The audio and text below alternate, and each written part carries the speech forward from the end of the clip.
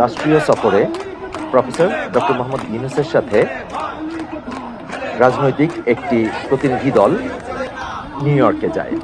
New ইয়র্কে যে দলগুলো যায় তার হলো বিএনপি, এনসিপি এবং জামায়াত। তারা যখন এয়ারপোর্টে নামেন নিউ ইয়র্কের, সে সময় তাদেরকে উদ্দেশ্য করে আওয়ামী সন্ত্রাসীরা নানান রকম নোংরা স্লোগান দিতে থাকে এবং এক পর্যায়ে শারীরিক আক্রমণের চেষ্টা করে। এর অংশ হিসাবে এনসিপি নেতা আক্তার হোসেনের দিকে তারা ডিম ছুঁড়ে মারে এবং নানান রকম অশ্লীল এবং অপ্রীতিকর ভাষায় গালিগালাজ করে। এখন লক্ষ্য করার বিষয় হলো এটি যে নিউ ইয়র্ক বা আমেরিকার মতো এরকম একটি বাকস্বাধীনতার দেশে কি করে এভাবে হামলা করতে পারে সেটি একটি দেখার বিষয়। এর প্রতিবাদে ঢাকা উত্তাল হয়ে উঠেছে, রাস্তাগুলো মিছিলে মিছিলে মুখর হয়ে উঠেছে এবং তারা আওয়ামী লীগকে নিষিদ্ধ করার দাবি তুলেছে।